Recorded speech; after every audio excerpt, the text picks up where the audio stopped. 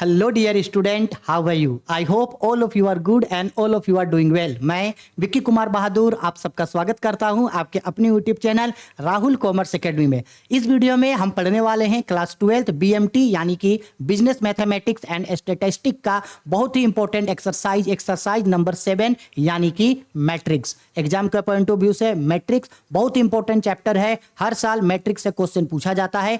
इसमें से MCQ type के क्वेश्चन, शॉर्ट टाइप के क्वेश्चन, लॉन्ग टाइप के क्वेश्चन और थ्योरी क्वेश्चन जो है वो पूछे जाते हैं। और मैट्रिक्स जितना इंपॉर्टेंट चैप्टर है उतना ही ज्यादा जो है वो इजी चैप्टर है। और अगर आप एक बार मैट्रिक्स को अच्छा से समझ गए, इसके कॉन्सेप्ट को समझ गए, तो मैट्रिक्स में आपको किसी भी तरीके का कोई भी दिक्कत होने वाला नहीं है। और हम सबसे पहले बीएमटी को कवर करने के लिए सबसे पहले उन चैप्टर्स को टारगेट करेंगे जो चैप्टर इजी हो और जिस चैप्टर में से सबसे ज्यादा आप स्कोर कर सको, तो उन चैप्टर्स को ही हम लोग सबसे ज्यादा टारगेट करेंगे ताकि बहुत जल्दी से और एकदम अच्छे मार्क्स से जो है हम लोगों का सिलेबस जो है वो कंप्लीट हो सके। ठीक, तो हाँ, आज हम लोग मैट्रिक्स स्टार्ट करेंगे। इस वीडियो में मैट्रिक्स का मीनिंग, मैट्रिक्स क्या होता है, मैट्रिक्स क्या बनाया किस तरीके से जाता है, मैट्रिक्स कितने टाइप्स के होते हैं और मैट्रिक्स में दो मैट्रिक्स को जोड़ा और घटाया किस तरीके से जाता है, इन सभी चीजों के बारे में इस वीडियो में हम लोग एक एक करके डिस्कस करेंगे। ठीक है, चलो तो सबसे पहले अगर आपका बीएमटी है, हिंदी या इंग्लिश किसी भी स्ट्रीम के स्टूडेंट है, तो आपके पास ये बुक होना जरूरी है। ठीक है, business mathematics and statistics. Basically ये डॉक्टर एसके सिंह का बुक है और ये जो बुक है ये आपके बोर्ड के लिए बहुत ज्यादा इंपॉर्टेंट है और इसी से जो है आप लोगों को एग्जाम में क्वेश्चन पूछा जाता है। ठीक है, तो ये बुक आप लोग लिख ले लेना। हिंदी स्टूडेंट, इंग्लिश स्टूडेंट, ये न्यू बुक है। हो सकता है आपके पास अगर थोड़ा पुराना बुक होगा तो भी चलेगा। ठीक, अब हम लोग स्टार्ट करते हैं मैट्रिक्स और बात करते हैं कि मैट्रिक्स, जिसको हिंदी में व्यू या मैट्रिक्स बोला जाता है, उसका मतलब क्या होता है। तो सिंपल सा समझ जाना, सिंपल सा बात याद रखना। मैट्रिक्स का मतलब होता है जब कभी भी किसी भी वास्तविक संख्याओं को एक बॉक्स के अंदर लिखा जाता है और वो बॉक्स कुछ इस तरीके का डिजाइन का होगा। देखो, पहचान लो, इस तरीके का डिजाइन का होगा या बेसिकली जो वो बॉक्स होगा इस तरीके का डिजाइन का होगा। तो जब कभी भी किसी भी वास्तविक संख्याओं को, किसी भी नंबर को, जैसे 0 1 2 3 dot dot dot dot dot, किसी भी नंबर को, चाहे वो नंबर प्लस में हो या माइनस में, जब किसी भी नंबर्स को इस बॉक्स के अंदर में लिखा जाता है तो उसे ही मैट्रिक्स बोला जाता है। अब समझो, सपोज कर लो ये एक बॉक्स है। ठीक है, क्या है, ये एक बॉक्स है और इस बॉक्स के अंदर हम लिख दिए 1 2 3 2 1 0 2 0 3 लिख दिए। तो इस बॉक्स के अंदर ये जो नंबर्स को लिखे हम, इसी बॉक्स को हम लोग मैट्रिक्स के नाम से पुकारेंगे। आ रही है मेरी बात समझ में कि जब कभी भी किसी भी नंबर्स को बॉक्स के अंदर लिखा जाता है तो वो हम लोगों का मैट्रिक्स कहलाता है। ठीक है, अब ध्यान से समझना, ये जो मैट्रिक्स के अंदर में ये जो भी नंबर्स को हम लोग लिखते हैं, ये नंबर्स हो सकता है पॉजिटिव रह सकता है या नेगेटिव हो सकता है। जो ये नंबर या तो प्लस में हो सकता है या तो माइनस में। जैसे मान लो कि 1 प्लस में है तो हो सकता है 2 माइनस में होगा, या हो सकता है कि 1 माइनस में होगा, हो सकता है कि 2 माइनस में होगा। तो जरूरी नहीं है कि मैट्रिक्स के अंदर जो भी नंबर्स लिखा हो वो नंबर्स हमेशा प्लस में हो, वो नंबर्स माइनस में भी हो सकता है। ठीक है, अब जरूरी नहीं है कि हमेशा 1 2 3 हो सकता है मैट्रिक्स के अंदर A B C D कोई भी नंबर जो है वो हो सकता है। ठीक है, अब मैट्रिक्स के अंदर, एक मैट्रिक्स के अंदर जो भी नंबर्स लिखा हुआ होता है उसको हम लोग उस मैट्रिक्स के एलिमेंट्स बोलते हैं। क्या बोलते हैं? उस मैट्रिक्स के एलिमेंट बोलते हैं। एलिमेंट बोले तो तत्व, यानी एक मैट्रिक्स के अंदर जो भी नंबर्स लिखा हुआ होता है वो उस मैट्रिक्स का एलिमेंट्स कहलाता है। ठीक है, अब ध्यान से समझना, एक मैट्रिक्स जब सजता है तो मैट्रिक्स में ऊपर वाला जो सीधा सीधा जो नंबर होता है उसको रो बोला जाता है। तो बेसिकली 1 2 3 जो है ये मैट्रिक्स का जो नंबर है वो नंबर है रो में। किसमें है? रो में। और ऊपर से नीचे जो नंबर आता है वो कहलाता है हम लोगों का कॉलम। जैसे 1 2 2, ये जो नीचे ऊपर से नीचे आ रहा है ये हम लोगों का होता है कॉलम। यानी ध्यान से समझना कि एक मैट्रिक्स में जो नंबर्स होता है उन नंबर्स को रो और कॉलम में लिखा जाता है। यानी मैट्रिक्स क्या है? तो मैट्रिक्स जो है किसी भी नंबर्स को एक बॉक्स के अंदर रो और कॉलम में सजाना, यही मैट्रिक्स कहलाता है। ठीक है, तो यहां देखो, ये जो हम लोगों का 1 2 3 था ये हम लोगों का था रो 1 यानी कि पहला रो। इसके बाद 2 1 0 जो है ये हम लोगों का है रो 2। इसके बाद 0 2 2 0 -3 ये है हम लोगों का रो 3। उसी तरीके से ऊपर से जो नीचे आया था 1 2 2 ये हम लोगों का था कॉलम 1। इसके बाद 2 0 1 ये है हम लोगों का कॉलम 2। इसके बाद 3 0 3 ये है हम लोगों का कॉलम 3। यानी बेसिकली बच्चा इतना समझ लेना कि एक मैट्रिक्स के अंदर ये जो सीधा सीधा जो नंबर होता है वो रो के फॉर्म में होता है और ऊपर से नीचे जो आता है उसको कॉलम कहा जाता है। इस चीज को आप लोग हमेशा याद रखोगे, ठीक है। चलो अब मैट्रिक्स क्या होता है वो समझ गए। अब थोड़ा सा हम लोग इसका थ्योरी के बारे में डिस्कस करते हैं कि बुक क्या बोल रहा है। तो देखो बोला गया है मैट्रिक्स की परिभाषा। बुक क्या बोल रहा है मैट्रिक्स के बारे में? मैट्रिक्स वास्तविक संख्याओं या सम्मिश्र संख्याओं का पंक्ति का मतलब होता है रो, और स्तंभों यानी कि कॉलम में एक आयताकार सजावट है। यदि आयताकार सजावट M में पंक्ति और n स्तंभ हो तो मैट्रिक्स m इंटू n यानी कि m बाई n मैट्रिक्स कहलाता है। यानी सिंपल समझ लो कि जब कभी भी मैट्रिक्स के अंदर जो रो और कॉलम है, अगर रो को हम लोग m बोलेंगे और कॉलम को हम लोग n बोलेंगे तो वो मैट्रिक्स रो बाय कॉलम यानी कि m इंटू n के फॉर्म में होगा, ठीक है। और याद रखना मैट्रिक्स को जो है वो हमेशा अल्फाबेट का बड़ा डिजिट ABCD इससे डिनोट करते हैं, किसी चीज से भी। तो देखो यहाँ पे बोल रहा है, सपोज कर लो कि ये ABC है। देखो ये एक मैट्रिक्स है। मैट्रिक्स के अंदर का एलिमेंट है आपका 1 4 5 और दूसरा है 3 6 3 -7। या इसको देखो बॉक्स के अंदर लिख सकते हैं। उसी चीज को हम बताए थे ना अभी, मैट्रिक्स दो तरीके के डिजाइन के अंदर जो है वो लिखा जाता है, ठीक है। और ये भी बताएं कि मैट्रिक्स के अंदर का जो नंबर है वो नंबर या तो हो सकता है प्लस में हो या वो नंबर जो है वो माइनस में है वो हो सकता है। अब सवाल आता है कि सर एक मैट्रिक्स के अंदर कितने एलिमेंट्स हो सकते हैं, कितने तत्व हो सकते हैं? तो बच्चा एक मैट्रिक्स के अंदर जो है बहुत सारे एलिमेंट्स हो सकते हैं। यानी आप मैट्रिक्स को जितना चाहे उतना रो में और जितना चाहे उतना कॉलम में सजा सकते हो। इसका कोई लिमिटेशन नहीं है। कोई कोई मैट्रिक्स ऐसा होता है जो एक रो वाला होता है, कोई कोई मैट्रिक्स ऐसा होता है जो सिर्फ एक कॉलम वाला होता है, कोई कोई मैट्रिक्स 2 रो 2 कॉलम वाला होता है, तो 2 रो 3 कॉलम वाला होता है, 3 कॉलम 2 रो वाला होता है, 3 रो 3 कॉलम वाला होता है। तो ये जरूरी नहीं है कि मैट्रिक्स हमेशा एक ही तरीके का हो। मैट्रिक्स अलग अलग तरीके का भी जो है वो हो सकता है। बस आपको याद रखना है कि जब कभी भी कोई वास्तविक नंबर को एक बॉक्स के आयताकार बॉक्स, ठीक है, एक रेक्टेंगुलर बॉक्स के अंदर सजा के लिखा जाता है और नंबर्स को रो और कॉलम के फॉर्म में सजाया जाता है तो वही मैट्रिक्स कहलाता है। मैट्रिक्स के अंदर जो भी नंबर्स लिखे हुए होते हैं उसे हम लोग एलिमेंट्स बोलते हैं। ये एलिमेंट्स जो है वो रो और कॉलम के शेप में होते हैं।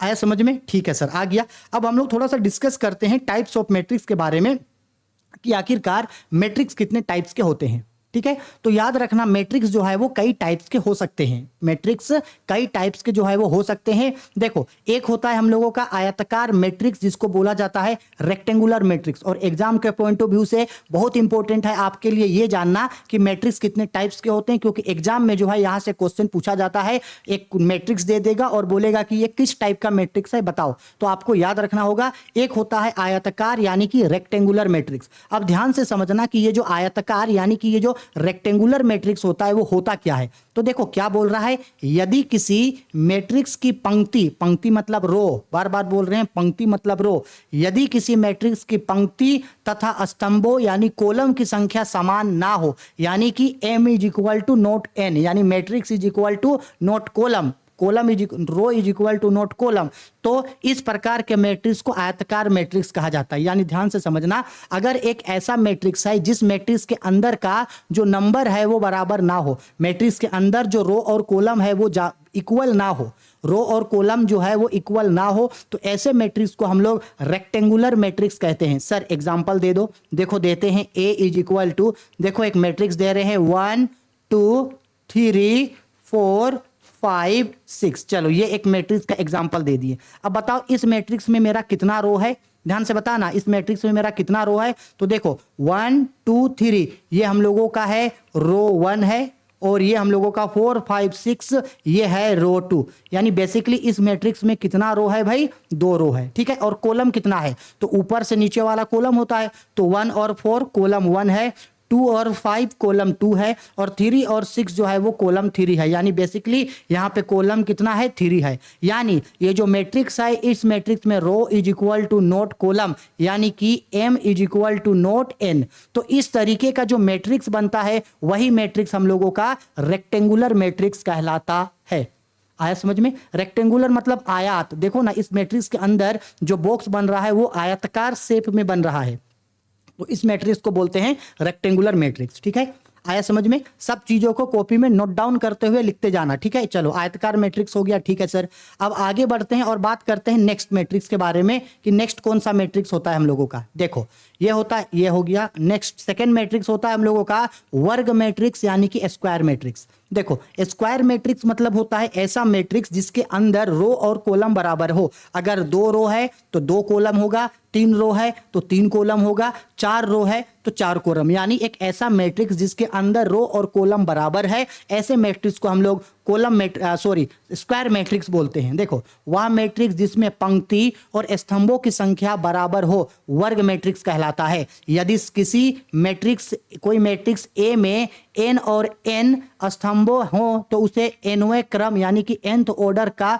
मैट्रिक्स कहते हैं। इतना मत सोचो, इतना याद रखो कि ऐसा मैट्रिक्स जिसमें रो और कॉलम बराबर है। देखो ये एक हम लोगों को समझाने के लिए ये एक मैट्रिक्स ए दिया है।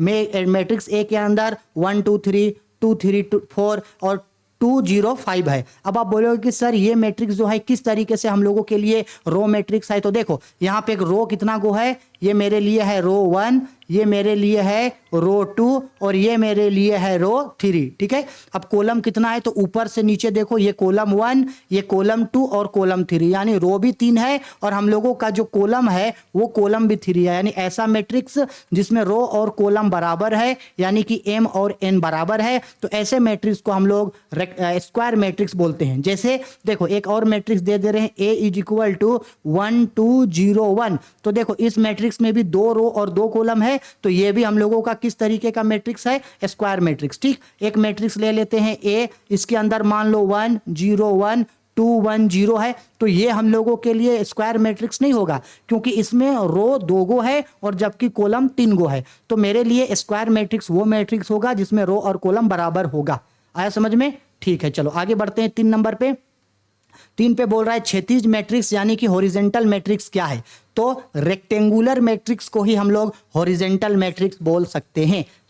पहले मैट्रिक्स में हम लोग रेक्टेंगुलर मैट्रिक्स पढ़े ना, तो रेक्टेंगुलर मैट्रिक्स को ही जो है हम लोग हॉरिजॉन्टल मैट्रिक्स बोल सकते हैं। हॉरिजॉन्टल मैट्रिक्स क्या होता है, हॉरिजॉन्टल मैट्रिक्स बेसिकली ऐसा मैट्रिक्स होता है जिसमें जो कॉलम है वो रो से ज्यादा है। जैसे देखो क्या बोल रहा है, वह मैट्रिक्स जिसमें स्तंभों यानी कॉलम की संख्या पंक्ति यानी रो की संख्या से अधिक हो, यानी कि कॉलम ज्यादा है और रो कम है, तो ऐसे मैट्रिक्स को हम लोग हॉरिजॉन्टल मैट्रिक्स बोलेंगे। जैसे देख लो यहाँ पे देख सकते हो, ये एक मैट्रिक्स हम लोगों को समझाने के लिए ए दिया है, तो मैट्रिक्स ए में देखो ये हम लोगों का रो 1 है और ये हम लोगों का है रो 2, और कॉलम देखो कितना है, ये कॉलम 1 है, ये कॉलम 2 और कॉलम 3। तो यहाँ पे रो कितना गो है, 2 गो, और कॉलम कितना है 3। तो जिस मैट्रिक्स में कॉलम ज्यादा और रो कम होता है तो ऐसे मैट्रिक्स को हम लोग जो है हॉरिजॉन्टल मैट्रिक्स बोलते हैं। ठीक है, आया समझ में। ठीक है सर, आ गया समझ में। आगे बढ़ते हैं 4th नंबर पे। 4th नंबर पे उल्टा, ठीक है, ऊर्ध्वाधर या उगद्र मैट्रिक्स जिसको वर्टिकल मैट्रिक्स बोलते हैं। हॉरिजॉन्टल मैट्रिक्स का उल्टा होता है vertical matrix. Basically vertical matrix ऐसा मैट्रिक्स होता है जिसमें रो ज्यादा हो और कॉलम कम हो। ऐसा मैट्रिक्स जिसमें रो ज्यादा हो और कॉलम कम हो, ऐसे मैट्रिक्स को हम लोग हॉरिजॉन्टल मैट्रिक्स बोलते हैं। जैसे यहाँ एक मैट्रिक्स दिया है बी, देखो यहाँ पे 1 और 0 ये पहला रो है, 2 और 7 ये दूसरा रो है, और 4 और 8 ये तीसरा रो है। ठीक है, तो इस मैट्रिक्स में बेसिकली आप क्या देख रहे हैं, रो कितना गो है, ये एक रो है, इसके बाद 2 और 7 ये दूसरा रो है, और 4 और 8 ये तीसरा रो है, और कॉलम देखो 1 2 4 ये कॉलम 1 है, 0 7 8 ये कॉलम 2 है। तो बेसिकली इस मैट्रिक्स में रो है 3 गो और कॉलम है 2 गो, तो भाई रो ज्यादा है, जब रो ज्यादा होगा तो ये वर्टिकल मैट्रिक्स मेरे लिए कहलाएगा। ठीक है, ठीक है सर, चलो आगे बढ़ते हैं। नेक्स्ट आते हैं हम लोग पंक्ति मैट्रिक्स या रो मैट्रिक्स। तो सिंपल बात है, एक ऐसा मैट्रिक्स जिसके अंदर सिर्फ एक रो हो, ऐसा मैट्रिक्स जिसके अंदर सिर्फ एक रो है, कॉलम हो सकता है ज्यादा होगा, कॉलम हो सकता है 2 होगा, या हो सकता है कॉलम जो है वो 3 होगा, कॉलम से कोई मतलब नहीं है। ऐसा मैट्रिक्स जिसमें सिर्फ एक रो है, एक रो, तो ऐसे मैट्रिक्स को हम लोग रो मैट्रिक्स बोलेंगे। जैसे यहाँ पे देखो एक मैट्रिक्स दिया है ए, इसके अंदर 4 5 7 8, तो देखो 5 7 8 जो है मेरे लिए एक रो में है ना, एक रो है तो ये मेरे लिए रो मैट्रिक्स है। रो मैट्रिक्स में एक रो होगा, कॉलम ज्यादा हो सकता है, कॉलम से मतलब नहीं है, लेकिन अगर एक रो है तो वो मेरे लिए रो मैट्रिक्स होगा। ठीक, इसी तरीके से एक होता है स्तंभ मैट्रिक्स यानी कि कॉलम मैट्रिक्स। कॉलम मैट्रिक्स ऐसा मैट्रिक्स होता है जिसके अंदर सिर्फ एक कॉलम होगा, कॉलम होगा ऊपर से नीचे, कॉलम होगा, एक कॉलम होगा, यानी जो नंबर्स होगा वो नंबर्स बेसिकली हम लोगों का कॉलम में लिखा हुआ रहेगा। जैसे देखो ये मैट्रिक्स है ए और इसके अंदर देखो ये ऊपर से नीचे लिखा हुआ है, किसमें लिखा हुआ है? कॉलम में। तो ऐसे मैट्रिक्स को जो है हम लोग कॉलम मैट्रिक्स बोलेंगे। ठीक है, आया समझ में यहां तक? ठीक है, आगे बढ़ते हैं।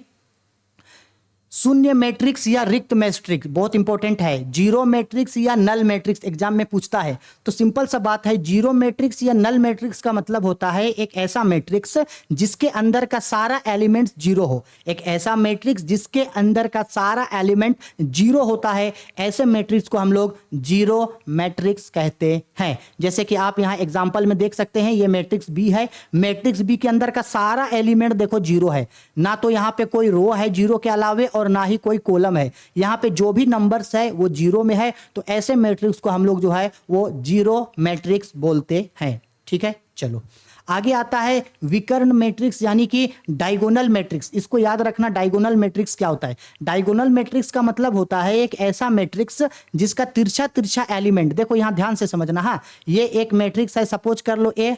इस मैट्रिक्स के अंदर देखो 0 7 0 3 लिखा है। तिरछा तिरछा देखो, तिरछा देखो यहाँ पे 7 है और तिरछा में देखो यहाँ पे 3 है। तो ये तिरछा तिरछा कोई भी नंबर होगा और उन तिरछा को छोड़ के बाकी जो भी नंबर होगा वो जीरो होगा।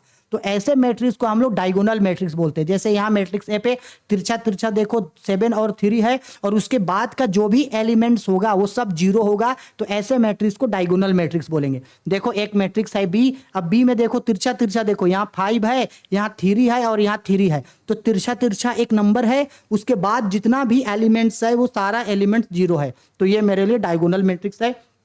वैसे ही देखो यहाँ एक मैट्रिक्स है सी, यहाँ भी तिरछा तिरछा देखो 8 7 6 5 है ना।